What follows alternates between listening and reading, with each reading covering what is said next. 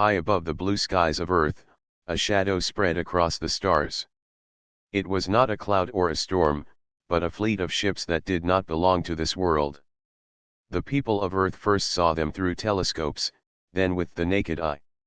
Strange glowing patterns moved across the night sky, too steady and sharp to be meteors. News spread fast, and soon every screen in every city showed the same breaking story. Humanity was no longer alone. The alien fleet moved with calm confidence, like a group of hunters circling easy prey. Inside their largest ship, alien leaders spoke in their sharp voices. To them, Earth was nothing more than a minor world, a planet spinning quietly at the edge of a small star system. Its people were young and divided, with weapons that seemed like toys compared to alien power. The Alien Council agreed that humans would fall quickly, just as other worlds had. But down on Earth, fear and wonder mixed together. People stood in streets at night, staring at the sky. Some whispered prayers. Some felt excitement at the thought of meeting new life. Others worried about invasion. In homes, families gathered around radios and televisions. Governments called emergency meetings. The world seemed to hold its breath. Daniel, a young man from a coastal town, watched the sky from his rooftop. He had always dreamed of the stars, but never imagined the stars would come to him. His little sister asked him if the visitors were friendly. Daniel did not answer. His eyes stayed fixed on the strange lights. Far away in a research center, Myra, a scientist who had studied radio signals for years, worked without rest. She listened to the strange patterns that came from the alien fleet. The signals were sharp, ordered, and filled with meaning. She felt both fear and excitement as she realized they were not random noise but real communication. The aliens were speaking to one another with calm certainty, as if they already owned the skies above Earth. 2 days after their arrival, the aliens sent their first message. Every screen, radio, and speaker on Earth carried the same deep voice, translated by strange technology that bent human language into their own. People of Earth, the voice said, slow and steady. You live on a minor world. Your weapons, your machines, your science are nothing compared to us. We do not come to learn from you. We do not come to share with you. We come to take what is needed. Do not resist, for resistance will bring you pain. Accept your place, and you may live. The world froze. Children hid behind parents. Leaders in grand halls stared at the message with grim faces. Some thought surrender was the only choice. Others whispered of fighting back, though none knew how. Daniel felt anger in his chest as he listened. He had seen his people work hard, build towns, heal one another, and dream of the future. To call Earth a minor world felt like a deep insult. He clenched his fists and whispered to himself that these strangers did not understand what it meant to be human. Myra felt something similar. She listened to the alien voice again and again. It carried no fear, no doubt. It was the sound of beings who thought they had already won. Yet Myra knew that arrogance often blinded the strong. She studied the patterns in their signals, already searching for mistakes. Across Earth, reactions grew louder. In city squares, people argued. Some shouted that humans should bow to survive. Others raised banners and swore they would never kneel. In secret rooms, generals and scientists gathered, trying to understand what kind of enemy they faced. Old rivalries between nations began to fade, replaced by a shared worry that humanity must now stand together. Meanwhile, the alien fleet moved closer. Their ships hung above the oceans and deserts, vast in size and silent in motion. They did not fire, not yet. They wanted Earth to tremble first. To them, fear was as powerful as any weapon.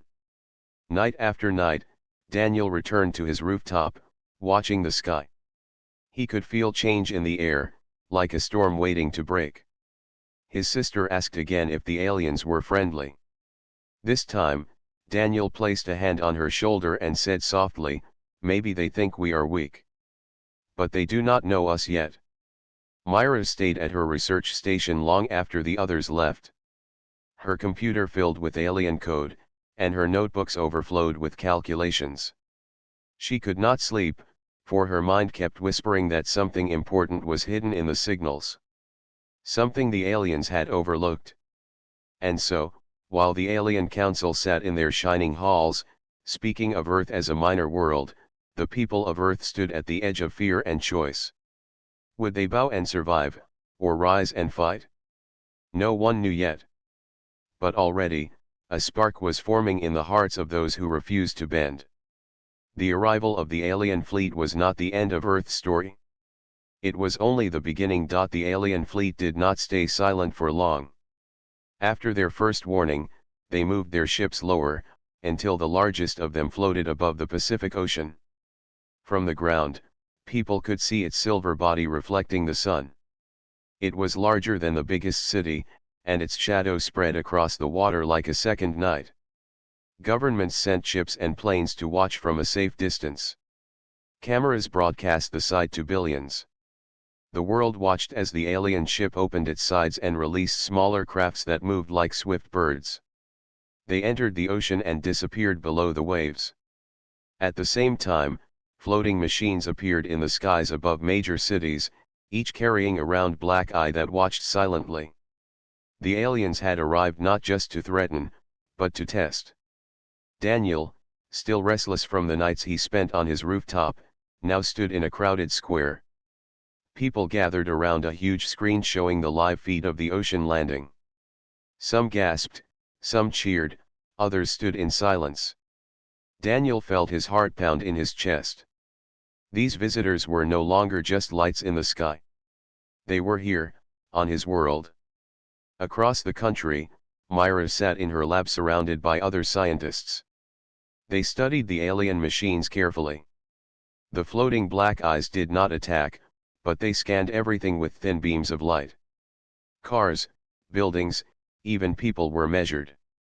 Myra wrote down notes quickly, noticing patterns in how the beams moved. She realized the aliens were mapping Earth in great detail, like hunters marking out the land of their prey. The world leaders tried to act calm. A meeting of many nations was called, broadcast for all to see. On stage, leaders stood side by side, something rare in Earth's history. One leader spoke, his voice steady. We will not act in haste. We will not attack unless attacked. We ask the visitors to speak with us in peace. The answer came at once. From the sky, the same deep alien voice filled every speaker. You have no voice in this matter. We do not speak with the weak. We measure, we take, and we leave. Resist, and you will be erased. The square where Daniel stood erupted in noise. People shouted, some in anger, some in fear. A woman near him cried out that surrender was the only way. A man raised his fist and shouted that humanity must fight. Daniel stood quietly, but inside, a flame of anger grew brighter. He thought of his sister, of his town, of all the people who dreamed of the future. He would not let strangers from the sky erase them.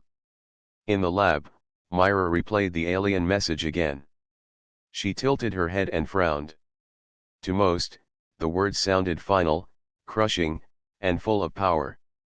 But to her trained ear, she noticed small flaws. The translation was not perfect. The aliens had not mastered Earth languages fully. She smiled faintly. That small mistake showed something important: they were not perfect. More alien crafts landed in remote parts of the world. Some stood in deserts, some in jungles, some on frozen ice. They placed tall spires that hummed with strange energy. Scientists guessed they were part of a network, perhaps to control the skies or gather resources. Soldiers moved close to these spires, watching carefully, but they did not fire. The aliens wanted to see if humans would strike first. Daniel followed the news every hour. He joined groups of people in his town who argued over what to do. Some spoke of fleeing inland if the aliens attacked the coast. Others wanted to prepare weapons, even if they seemed useless compared to alien fire. Daniel did not know what plan was best, but he felt certain of one thing: humans could not simply kneel. Myra, too, felt the weight of choice. She worked day and night, collecting every signal, every sound, every beam of light the aliens sent. She noticed the spires shared information with the fleet, but sometimes the flow of data flickered. The aliens were powerful, yes, but they made mistakes, and mistakes could be used. In the skies, alien ships hovered without moving, their shadows heavy on the land. They waited, silent and watchful. On Earth, people lived each day with tension. Children asked questions their parents could not answer. Farmers worked their fields under the shadow of alien crafts. Students carried books while drones followed them through schoolyards. Every corner of the planet now carried the same unspoken truth: Earth was being tested. And yet, in the hearts of Daniel, Myra, and many others, something unexpected grew. The more the aliens looked down on humanity, the more humans felt the need to rise. Fear was heavy, but pride was heavier. People began to write messages of defiance on walls, sing songs of unity, and share stories of courage. The aliens had called Earth a minor world. But even in this first contact, humanity began to show that they were more than what the visitors believed. The test had begun, but so had the resistance. The alien fleet did not wait long before showing its strength. After days of silence, one of their massive ships moved closer to land. It floated above a chain of mountains, still and silent for a moment, as if watching the world below. Then, without warning, a beam of bright light burst from its underside. The light cut across the mountains, and in seconds, stone turned to dust. The tall peaks that had stood for ages collapsed into gray clouds, leaving behind only broken ground. The world gasped. Cameras captured everything. The images spread to every city, every home, and every village. The message was clear: the aliens could erase any part of Earth with ease. In his coastal town, Daniel stood among neighbors who watched the broadcast together. Many covered their mouths, others fell silent. A man near him whispered that resistance was hopeless. But Daniel's eyes narrowed. "They want us afraid," he said softly, though few listened. He felt his anger burn brighter. Fear pressed heavy on his chest, but something inside him refused to give in. At her research center, Myra studied the blast closely. She replayed the data again and again. The alien weapon was strong, but not endless. She noticed how the energy pulse shook afterward, like a system straining to recover. The aliens wanted to show power, not waste it. Myra scribbled notes quickly, her hands shaking from both fear and excitement.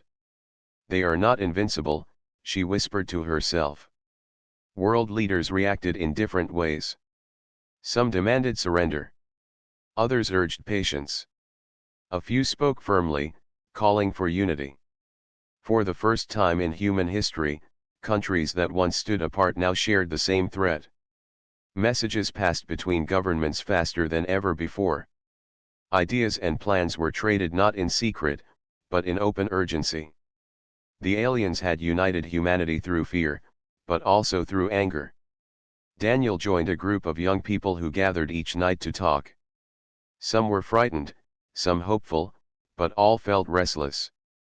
They shared news and rumors, sometimes arguing, sometimes agreeing. One evening, an old teacher spoke to them. He said, "These visitors see our weapons as weak, but they do not understand the strength of human will. Machines do not win wars alone. People do." Daniel carried those words home, repeating them in his mind. Meanwhile, Myra and her team discovered something new. The alien signals carried more than commands. They carried mistakes, tiny shifts in frequency, small errors in timing. Myra explained to her team that arrogance often blinds the powerful. The aliens were so certain of victory that they did not guard their signals carefully. This gave Earth a chance. If humans worked together, they might use those mistakes against the invaders. The aliens continued their tests. In a desert, they melted the sand into glass with a single strike. Over the ocean, they raised waves high with strange energy pulses, then let them fall again. Each test left people trembling, but each test also made scientists like Myra more determined.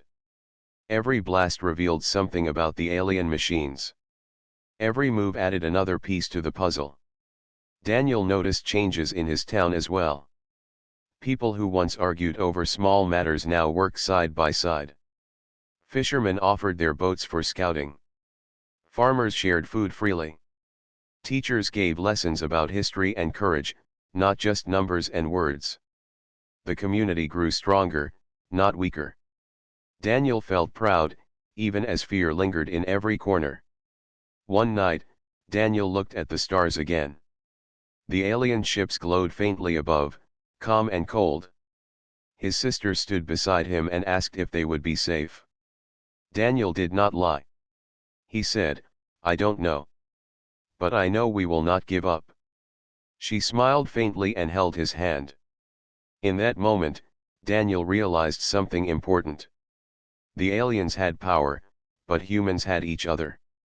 In her lab, Myra prepared a report to send to the leaders.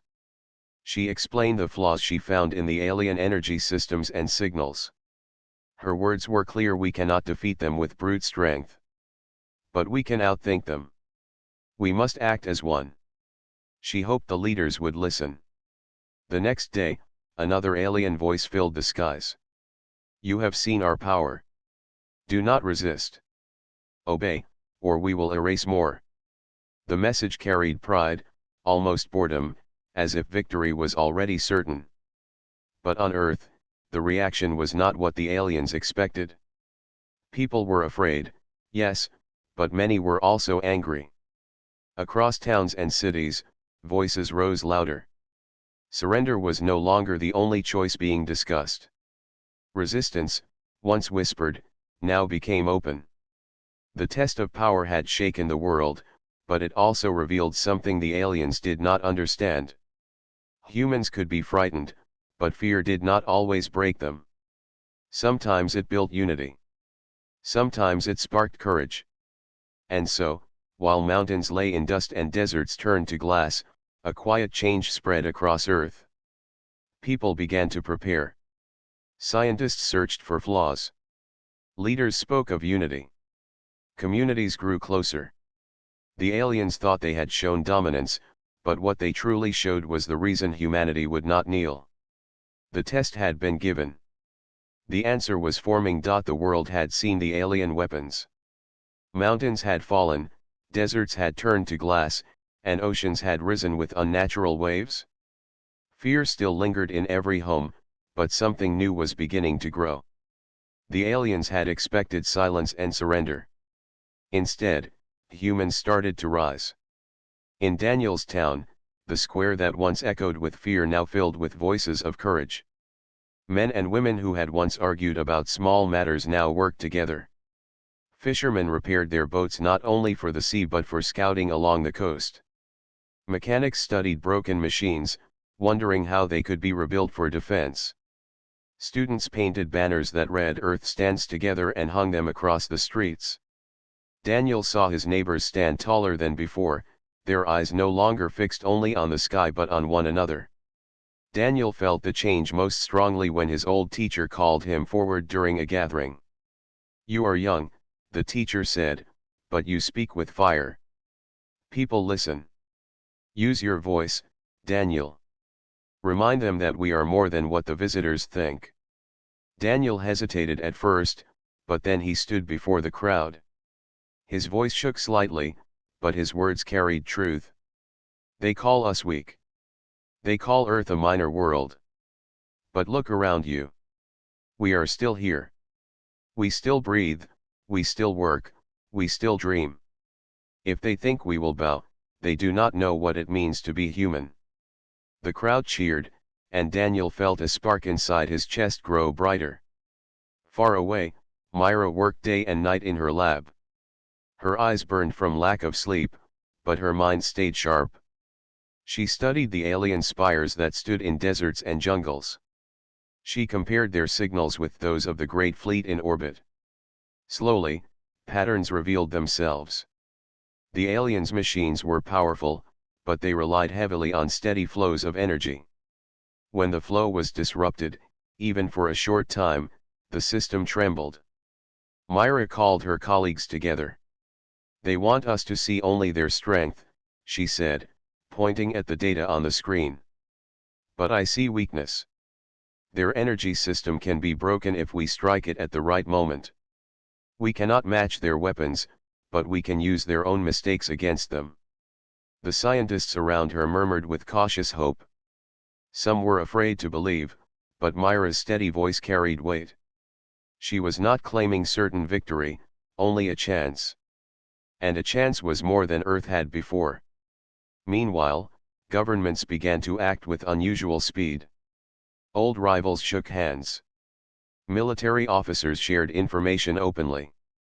Engineers from different nations worked side by side, building devices that had never been imagined weeks before. Human creativity moved like wildfire. The aliens had thought humanity's divisions would make conquest easy, but instead, their threat had united billions. On the streets, people showed courage in smaller but no less important ways. Families cared for neighbors. Teachers told stories of explorers, inventors, and dreamers who had once faced the impossible. Musicians wrote songs of defiance that spread across radios and phones, lifting spirits even in the darkest nights. Humanity was afraid, but it was also alive in a way it had never been before. Daniel continued to speak to his town, not as a leader chosen by power but as a voice chosen by courage. His sister stood beside him often, smiling with pride. He felt the weight of responsibility, but he also felt strength he had never known. He was not a soldier or a scientist, yet he understood that every person had a role to play. Some would fight with weapons, others with ideas, and others simply by refusing to give up. In her lab, Myra sent her findings to world leaders. She explained the weakness in the alien systems and urged them to act with unity. Her message ended with simple words: "They underestimate us. That is our weapon." She hoped her words would inspire, just as Daniel's speeches inspired his town. Above Earth, the alien fleet floated silently. Inside their ships, the alien council spoke with cold confidence. They saw humans building, uniting, and even resisting in small ways. To them, it was amusing, like children waving sticks at a storm. "They will break soon," one leader said. "Fear always wins in the end." But the aliens did not understand the human spark.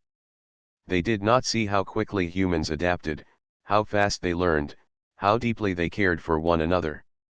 Each act of defiance, each word of hope, each discovery of weakness added fuel to a fire that was growing brighter each day. Night after night, Daniel looked at the stars with determination. Night after night, Myra filled her notebooks with new ideas. And across the planet, millions of others did the same in their own way. The aliens believed Earth would kneel. Instead, Earth was preparing to rise. The spark had been lit. Soon, it would become a flame. The aliens believed their show of power had ended all hope. They thought Earth would kneel quickly. But instead of silence, they began to face something they had not expected: resistance. It started small. In one coastal city, the aliens sent down drones to collect samples of soil and water. Before the drones could finish, the signals controlling them were jammed. The machines froze in midair and dropped into the ocean. In another part of the world, soldiers used mirrors to confuse alien scanners, blinding them long enough to rescue people trapped near a spire. These were not great victories, but they showed something important: the aliens could be beaten, even if only for moments. Daniel heard of these acts through radio and word of mouth. In his town, people cheered when the stories spread. Hope, once faint, grew stronger. Daniel's voice became louder too. "They think we are weak," he told his neighbors, "but every time we stand, we prove them wrong." We will not bow. His words were not grand, but they carried the power of truth, and people believed. Meanwhile, Myra and her team worked on a bigger plan. She had studied the alien signals long enough to understand their rhythm. She explained to her colleagues, the fleet sends commands in patterns. If we interrupt them at the right time, even for a few seconds, their machines will fail. That will be our chance. Her idea was tested quickly. In a desert where the aliens had built a spire, scientists set up a jammer using human-made devices patched together with parts from radios, satellites, and even old televisions. When the spire activated, the jammer sent a burst of noise. For a moment, the spire went dark. Its hum stopped, its lights flickered, and the alien drones nearby stumbled. The effect lasted only minutes, but it was enough. Soldiers rushed in and pulled the spire down with explosives. The world saw this and rejoiced. News spread faster than the aliens could silence it. For the first time, humans had destroyed one of their machines. It was not the end of the invasion, but it was a turning point. Fear began to turn into determination. The Alien Council, watching from their ships, grew uneasy. They had crushed countless worlds before, but none had resisted with such clever tricks.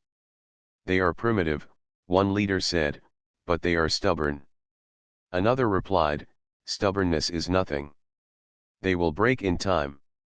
Yet behind their cold words, doubt began to grow. Daniel's town prepared as well. They built shelters, trained in secret, and gathered supplies. Farmers gave food freely, fishermen patrolled the waters, and children carried messages when machines blocked radios. Daniel found himself at the center of it, not as a commander but as someone people trusted. His sister often reminded him that he was speaking for those who had no voice.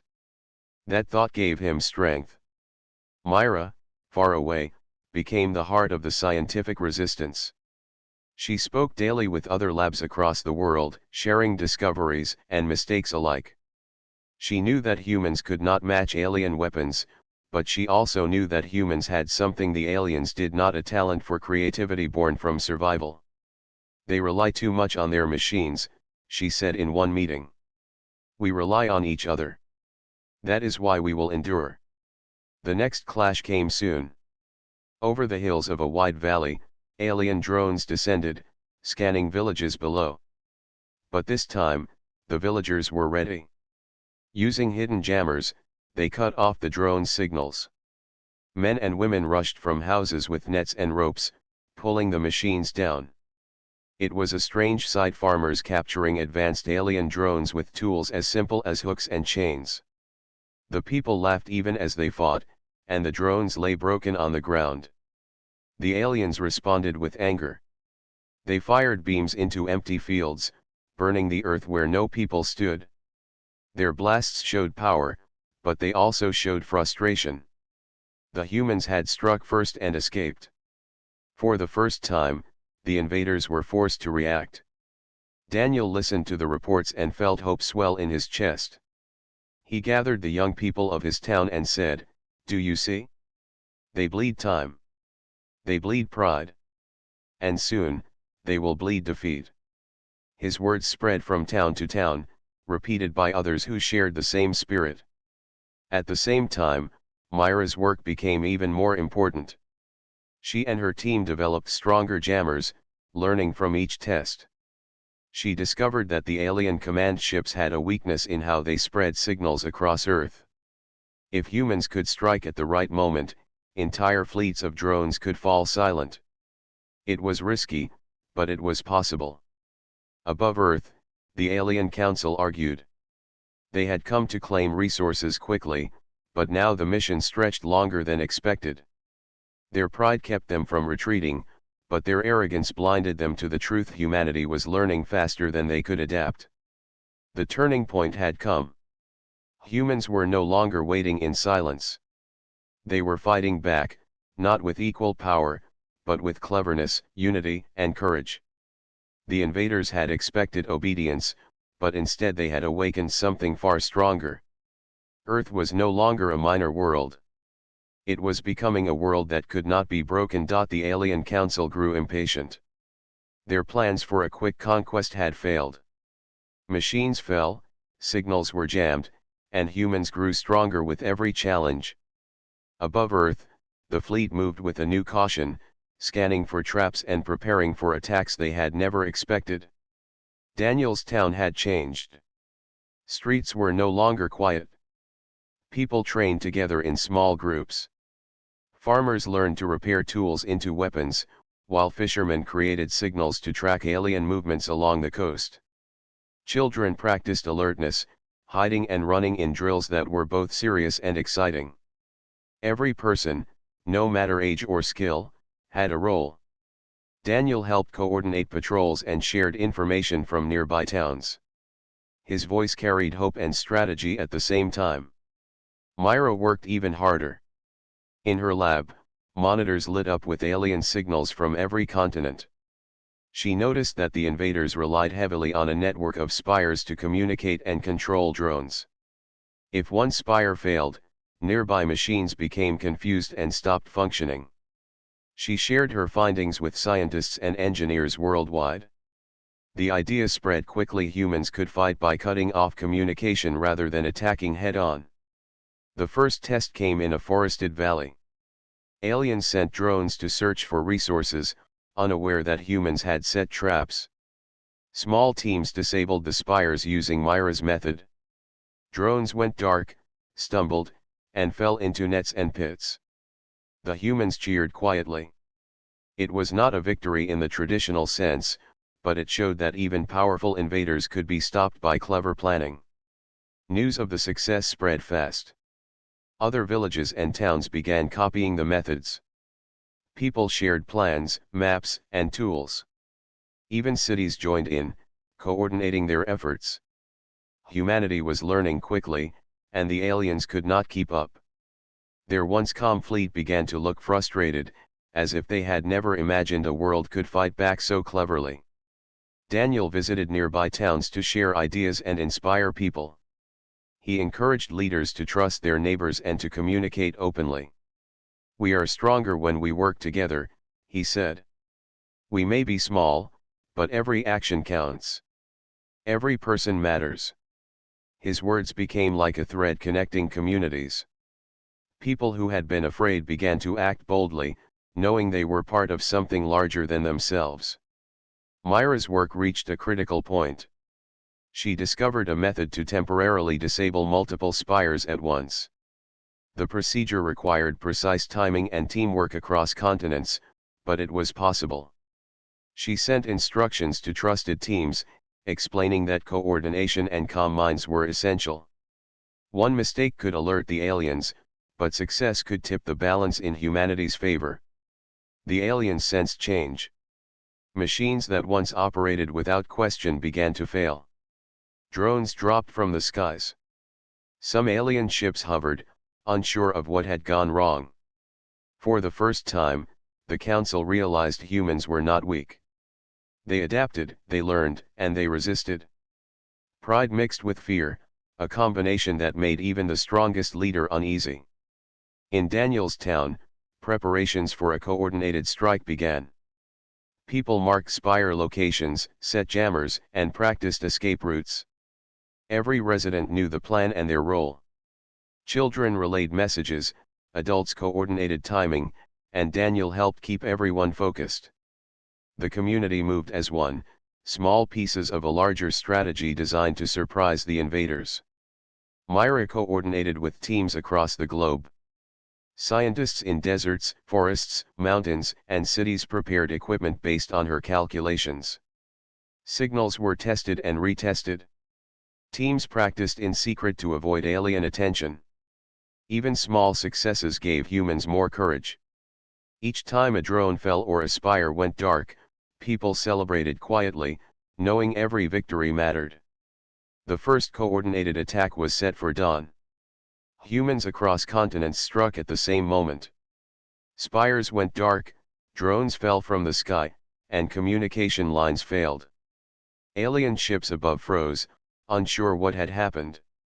The humans had learned to fight together, combining courage, planning, and cleverness.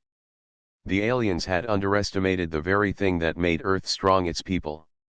In that moment, Daniel stood with his town, Myra monitored signals from afar, and millions of others watched, waited, and acted. The world had been tested, and now humanity had turned the test into its strength. Survival was no longer a hope. It had become an active fight, and humans were winning. The aliens had come to claim a minor world, but Earth refused to be minor. Humans were not perfect, and their weapons were not the strongest, but their unity, creativity, and courage made them a force the invaders had never imagined. The struggle for survival had become more than just defense, it had become a statement. Earth would not kneel. The aliens had come to Earth confident and proud. They believed in their strength, their machines, and their control. They thought humans were weak and would bend quickly. But they had underestimated one thing: the will of an entire species fighting for survival. After weeks of careful preparation, Daniel's town and communities worldwide were ready for the final stand. People had worked together like never before. Scientists shared knowledge, engineers repaired and built equipment, and soldiers and volunteers practiced coordinated strikes.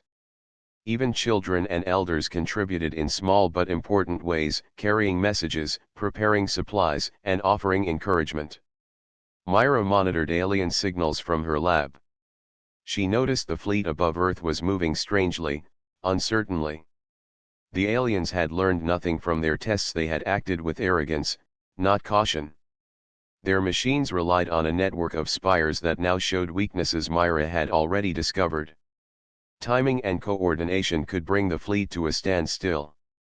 The plan was simple but dangerous. Humans would strike multiple spires at once, disrupting communication between the fleet and their drones. The jammers would work in sync across continents, and forces on the ground would act to neutralize alien machines wherever possible. If successful, the aliens' control would collapse. At dawn, Daniel stood with his team in the hills overlooking a valley where one of the largest spires stood. His sister was beside him, holding his hand. Around them, people prepared quietly. Every face showed determination, not fear. Daniel whispered, "This is it. We can do this. For Earth." In deserts, forests, cities, and mountains, humans activated their devices at the same moment. Signals flared, beams of alien communication flickered and died, and drones stumbled in midair. Across the planet, people watched as the invaders' machines fell one by one. Panic spread through the alien fleet. They had not expected such coordinated resistance. The Alien Council convened urgently. Their pride clashed with the reality before them. "How is this possible?" one leader demanded. "They should be weak." Another replied, "Their unity is stronger than any weapon. We underestimated them." The realization struck deep. Earth was no minor world. Humanity's courage, intelligence, and cooperation had become a power even they could not ignore. On the ground, Daniel and his team moved quickly. Nets, ropes, and carefully designed devices brought down drones that still hovered. Villagers helped each other, rescuing those caught near fallen machines. Every action mattered. Every person contributed. They were not simply fighting for themselves, they were fighting for every human on the planet. Myra's calculations guided teams worldwide. When large spires went dark, alien drones in orbit lost direction. Ships hovered helplessly, unable to control their machines. Communications between the fleet broke apart completely. The humans had turned the aliens' strength against them. In the skies above, the alien fleet began to retreat. Machines that once seemed unstoppable fell from orbit, crashing into oceans and deserts. Alien leaders issued commands in panic, but the humans had anticipated nearly every move. Earth's defenders watched with cautious hope, knowing the battle was nearing its end. Daniel felt relief and pride as he saw the last spire fall. His town erupted in quiet celebration. People embraced, cheered, and cried. His sister smiled, and Daniel knew that humanity had achieved something extraordinary. They had faced a seemingly impossible enemy and had not given in. Myra watched the final signals collapse. The fleet's communication lines were gone, and the machines that could have destroyed cities were now useless. She whispered to herself, "They called Earth a minor world, but it is far stronger than they imagined." Her team shared quiet smiles. Science, creativity, and courage had combined to save the planet. The aliens retreated, leaving Earth's skies once again clear. Their arrogance had led them to believe they could conquer a world without understanding the hearts and minds of its people. Their doom was not caused by a single weapon or a single person, it was caused by the unity, intelligence, and courage of an entire species. Across the planet, humans celebrated carefully. They knew this was a victory, but they also knew the future required vigilance and cooperation. Daniel looked at the stars one last time and felt a quiet sense of pride. Myra returned to her lab, knowing that their work had changed the course of history. Earth had survived, not because it was the strongest, but because its people refused to give up. The minor world the aliens had mocked had proven that determination, unity, and courage could overcome any power. For the first time, the stars above Earth seemed different. No longer were they symbols of fear or arrogance. They were reminders of what humans had achieved. And humanity had shown the universe that no world could ever be called minor when its people refused to bow. Earth had faced its greatest test and had won. The aliens would never forget it. The minor world had brought doom to those who thought themselves mighty.